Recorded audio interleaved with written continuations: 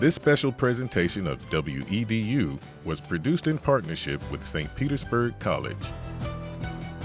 Promotional support for Jannus, American Aviator, was made possible in part by the Tony Jannus Distinguished Aviation Society, perpetuating the legacy of the world's first scheduled commercial airline, and by AeroSage Innovation, providing planning and support for defense and aerospace, and by Frank Robertson Media, voiceovers, on-camera talent, and messaging, the Florida Aviation Historical Society, Preserving Aviation for the Future, and the Hangar Restaurant and Flight Lounge, Cafe by Day, Bistro by Night, overlooking Runway 7 at Albert Whitted Airport, downtown St. Petersburg. Since the dawn of the new age, man-made flight has captured the human imagination. First, man tried to fly like birds, a costly endeavor that often ended lives. In 1783, the brothers Joseph Michael and Jacques Etienne invented the first hot air balloon. Finally, man was no longer bound to land or sea. The turn of the 20th century brought a new era in mechanics and engineering, and two brothers from Dayton, Ohio would go down in history, producing the first man-powered flight. Today, 50,000 flights carrying 2 million passengers travel every day in the United States. But it all started with one ticket purchased in St. Petersburg, Florida. Here is a story of human ingenuity, an idea to turn what was once considered a novelty into a service that would traverse the globe. The pilot of this historic flight? Tony Jannus.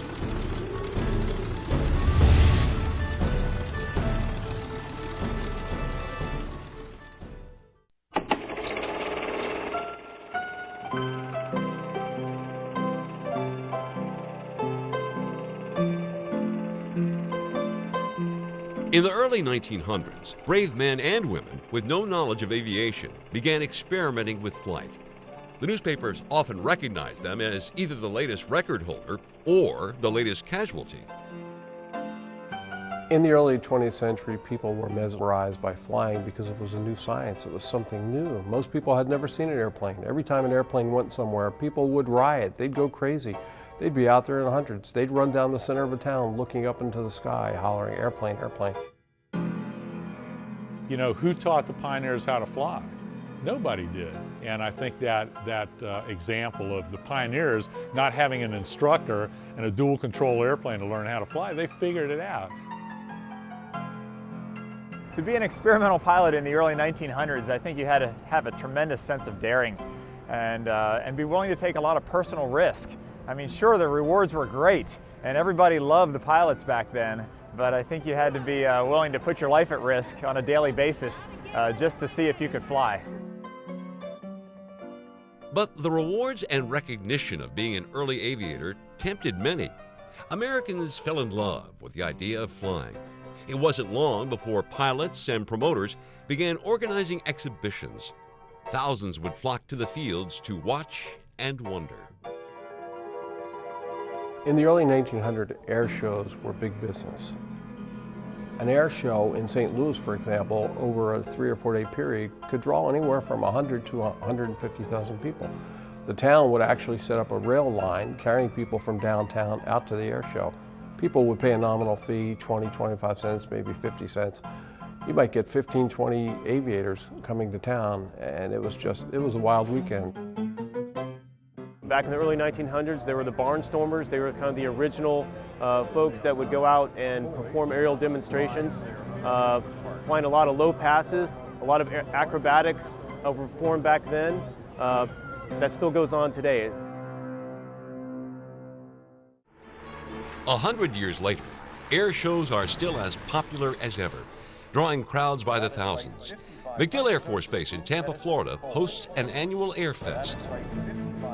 People, I think, are drawn to air shows because it gives them an opportunity to see things that they typically would only see on television or maybe in the movies. We're expecting somewhere around 80,000 people each day for this 2-day air show. You know, I think people are mesmerized by flight because I think it's the most profound metaphor that I can think of that symbolizes pushing our boundaries, reaching beyond ourselves, and freedom at some level because we soar in our imagination and we fly in our dreams. In November of 1910, one air show in particular was held in Baltimore, Maryland. In attendance was a young man who aspired to become a pilot and who would change the face of aviation. His name was Anthony Habersack Jannus. Tony Jannus was born in 1889 in Washington, D.C. He came from a long line on his mother's side of extremely highly decorated military men and well-known politicians. His father and his family influenced him in terms of his interest in engineering and in machines and in mechanics. I think that was one of the reasons why he evolved in the direction that he did. Jannus probably was attracted to aviation for many of the same reasons that many pilots are now. Many of us get into being a pilot, getting into aviation because we love it, because it's a sense of adventure, a sense of freedom, if you will. Just out of high school, Jannus began his career in aviation as a mechanic for a marine engine company in Washington, D.C. Rex Smith got in touch with the people at Emerson, and they said they could retrofit a marine engine, and after they were done, it was Tony's assignment to go out to College Park and hang the engine. So that was Tony's introduction to the field of flying, hanging that engine on the Rex Smith biplane. Jannus continued a series of test flights, making him not just a mechanic, but a pilot as well. Jannus soon found himself among a select group of early pioneers. And he became an icon. He became a person who was just extremely well known. I would equate his celebrity status as being similar to that of a rock star today.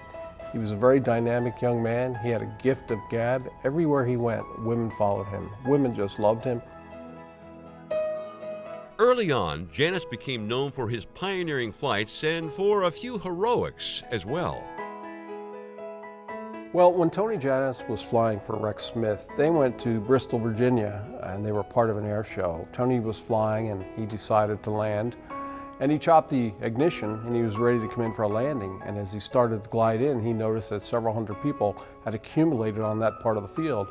He was obviously faced with a split decision. And so instead he steered the airplane off and he crashed into an embankment. The Rex Smith airplane was ruined, and Jannus ended up in the hospital with a separated shoulder and a broken collarbone. Unfazed by the crash, Jannus boasted to the press, he said, "I'm ready to fly again, and I'll be back flying within a month." And of course he was. Together, Jannus and Smith broke records and set many firsts over the airfield in College Park. He would carry 2 passengers, and that would become a record. Then he would squeeze the 3rd passenger to the airplane. That would become another record. Then he would fly with 2 passengers over a distance of a mile. That would become a record. So he was constantly breaking records. But Jannus aspired to be recognized as more than just a pilot. He wanted to impact the entire field of aviation. An aviation entrepreneur in St. Louis captured Jannus's attention. So he heard of Tom Benoit out in St. Louis, and he got in touch with Tom Benoit and said, "I want to come out to St. Louis. I want to do a little bit more than flying." So Tom Benoit brought him out. He hired him. Tom Benoit owned and operated a successful aviation parts business that produced aircraft kits for construction. Benoit was also a successful aviation instructor and owned his own flight school at Kinlow Field. Almost immediately, Tony became the chief pilot, ended up doing all the flying, most of the flying for Tom. And he also did, in the early days, most of the exhibition flying. Tony also had a hand in doing some of the design work, and he had a hand in manufacturing some of the airplanes. Together, the team of Jannus and Benoit set many passenger, distance, water landing, and speed records, including the first parachute jump from an airplane. Tony had known the Wright brothers. Wilbur Wright, in fact, had told Tony Jannus not to do it. Well, Tony and Benoit and Burt Berry, the parachutists, went out and they experimented for several weeks before they finally were successful in the spring of 1912 with that first parachute jump. Early in his career, Jannus became known as quite debonair. On more than one occasion, Jannus was spotted courting Hollywood starlets. He was also one of the first pilots known to carry women as passengers. And there was a young woman, 17 years old, from a convent school, and she wanted to fly with Tony that day, and her father said, no, you can't fly. So then she said, Dad, can I at least sit in the flying boat and have my picture taken? And the father relented and said, yes, that's okay. And once the boat got out into the water, Tony took off down the river. He was waving, the young 17-year-old girl was waving, the father was livid. He threatened to punch Tom Benoit in the mouth. Benoit didn't even know what was going on. Jannus's exploits were consistently front-page news and brought business to Benoit's company. But behind the headlines was a pilot looking to grow the science of flight. One of the other interesting things about Jannus is that he was a professional. He was by no means just a flyer. He was someone who really understood the dynamics of flight. He understood how planes were put together, how they operated. He understood the engines that drove them, and he wrote professionally. He contributed professional articles at that time to journals such as Aeronautics and Scientific American. The idea began in 1913. Tampa and St. Petersburg, two cities on the coast of west central Florida, stood less than 20 miles apart, yet travel by train or steamship took several hours. Back then, there were no bridges, there were no causeways. The only way you could get from Tampa to St. Petersburg and vice versa was to either take the train or take the steamship. The steamship would take anywhere from 2 to 3 hours, and the train could take anywhere from 7 to 8 hours. As Jannus and Benoit continued making front-page news, a businessman in Florida took notice. Well, Percy Fansler was an electrical engineer from Jacksonville, Florida. And he went to Tom Benoit, with the idea of creating or starting a commercial airline. But the idea that Fansler had was that this could be organized into an industry, and that planes, aircraft could be operated on a regular, dependable schedule. Initially, Fansler approached Tampa with the idea of a scheduled air service. It was rejected. They rejected the idea for a couple of reasons. One, back in the early 20th century, there were a great number of people that simply refused to believe that airplanes could fly.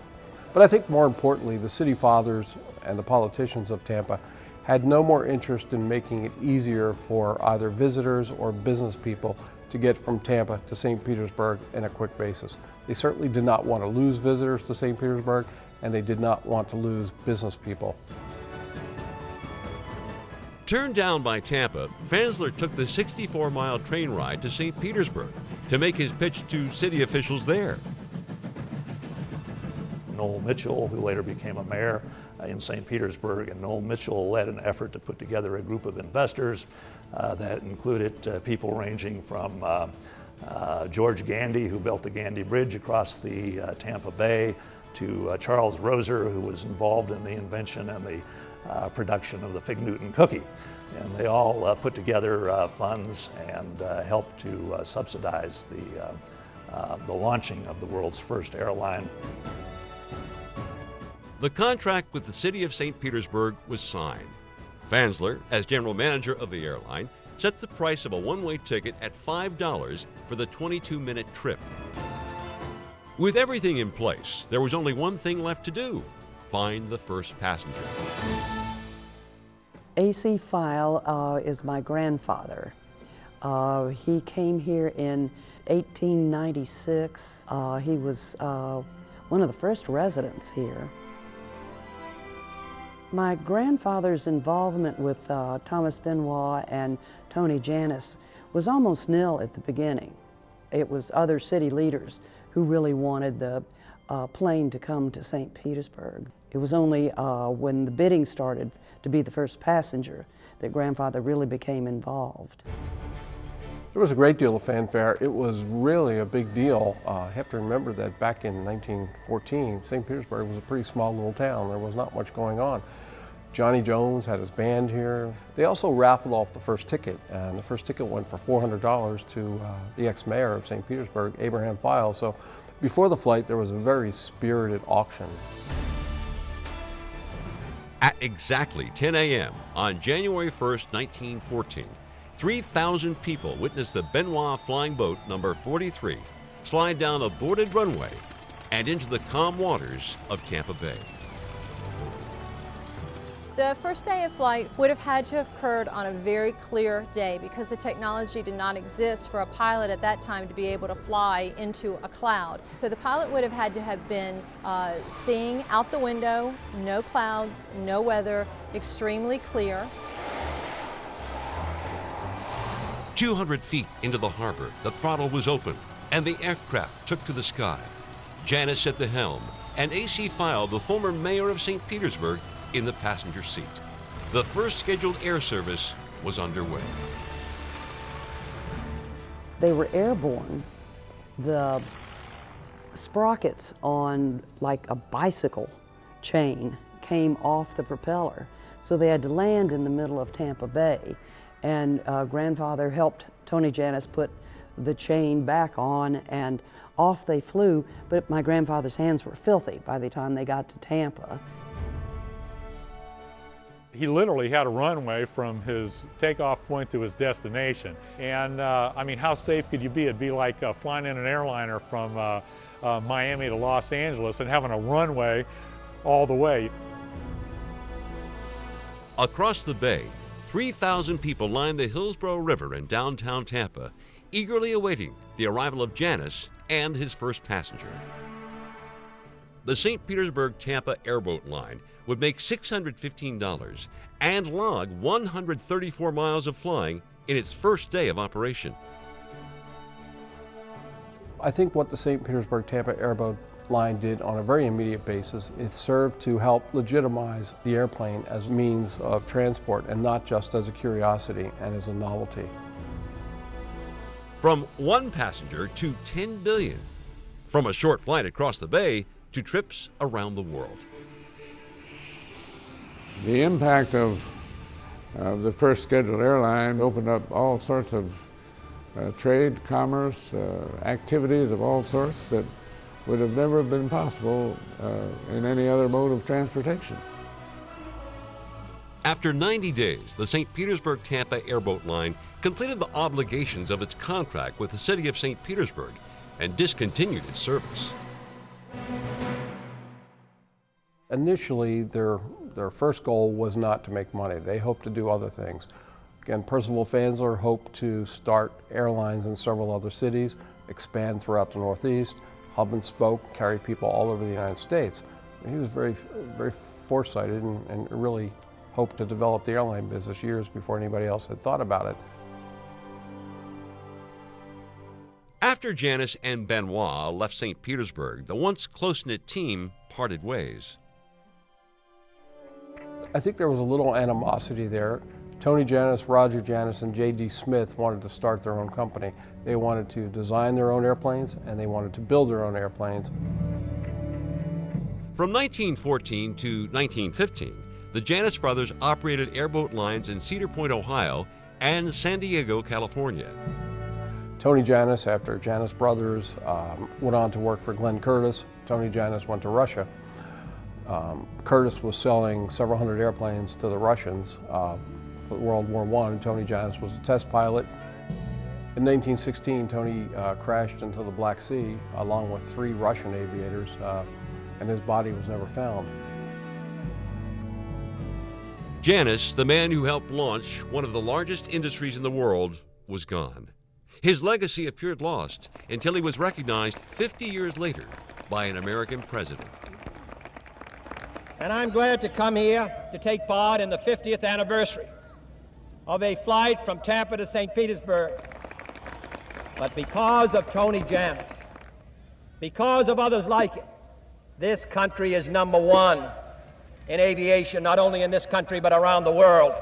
And I hope in the 1960s... On the 50th anniversary of Jannus's historic first flight, the Tony Jannus Distinguished Aviation Society was formed by the Tampa and St. Petersburg Chambers of Commerce. In 1914, that's really why Tony Jannus was brought here to start this business. It was to promote business and commerce and to bring people to the Tampa Bay area.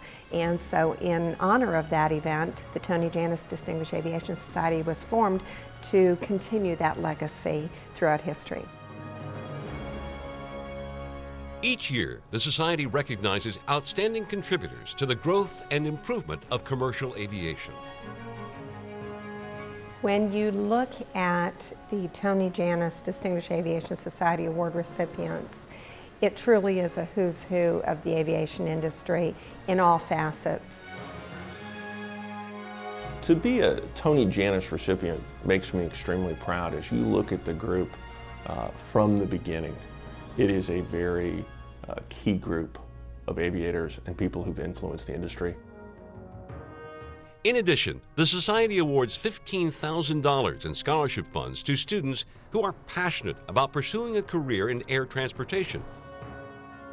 Well, I think that the legend of Tony Jannus provides a spirit of innovation that's transmitted by the Society and its educational opportunities, definitely to its students.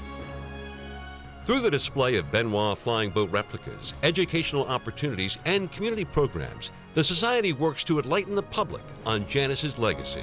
Here at Tampa International Airport, we have these extensive murals that have been restored here in the terminal for our passengers to look at. We also have an area that we call the Tony Jannus window, and we tour over 20,000 students, and we talk about him and his important impact to commercial aviation today. Here at St. Pete Clearwater International Airport, we have a replica of Tony Jannus's aircraft, the Benoit. This really helps educate the public and tourists in the area about the fact that Tampa Bay was the birthplace of scheduled commercial flight. Since that first flight of Jannus in 1914, commercial aviation has seen incredible growth. And today, the industry affects far more than just transportation. Commercial aviation today, in a snapshot, it represents 5% of the GDP. In Florida, actually, that's almost 7% of the GDP. And we see 12 million jobs created in commercial aviation, and actually it generates $1.3 trillion in economic activity. I think the real way to look at commercial aviation is that can the world function without it, or has it become an integral part of our lives? And it's amazing how in a period of less than 100 years, we've gone from something we didn't have to something that really is key to how we live and operate today. Commercial aviation continues to grow with over 18 million flights a year in the U.S. alone. Here at Tampa International Airport, we serve the Tampa Bay community to over 69 destinations and major connections to every major city in the world. And during 2009, we served over 18 million passengers. To keep pace with the increase of air traffic, technology continues to evolve. Technology is always evolving in air traffic control, and it has to do that to keep up with also the changing technology in the aircraft, where they become faster, they burn cleaner fuels, and they're more community friendly. Today, commercial aviation has proved to be the safest form of mass transportation in the world. Two words that pilots really live by today are safety and schedule. Of course, safety really is our highest calling, our most important job to do in, day out, without fail, every flight. And then below that, of course, is schedule. What the customers want, what we need to provide is a good, reliable schedule comfortably. I can tell you to this day, I still love to go out to the airport and just watch jets take off. It's a tremendous thrill to see something of that weight barrel down the runway and safely go in the sky, and know that you're going to do that thousands and thousands of times a day with hundreds of thousands of passengers. The commercial aviation industry takes into account not only schedule and safety, but also passenger convenience and enjoyment. Customers today are looking for free Wi-Fi when they're traveling through airports. They like to go ticketless, they like to print their own boarding cards, they like to be able to get Starbucks, they like to be able to go to a bookstore that they know. Commercial aviation, an industry that has developed into a safe, reliable, and affordable form of mass transportation. But what the future holds is still unknown. I think the possibility for space travel in the future can only inspire the aviation enthusiast, the general populace, to imagine beyond their current limitations and boundaries. There's a lot of opportunity right now for commercial space activities, for cargo vehicles and crew transport now even to and from the International Space Station. I think what's most visible right now is the space tourist thing, the opportunity for people to travel to space suborbitally at this point and see the planet from a different vantage point. And I certainly hope that my son, who's 7.5 now, gets the chance to experience that as a citizen without necessarily having to become an astronaut to do it. From the first scheduled flight in 1914 to an industry yet to reach its full potential, aviation pioneers continue to dream and push the boundaries of human flight. And that really all comes back to the spirit of Tony Jannus and what he tried to do. And I tell you, you couldn't have a better person to think about to represent the past, the present, and the future of our industry.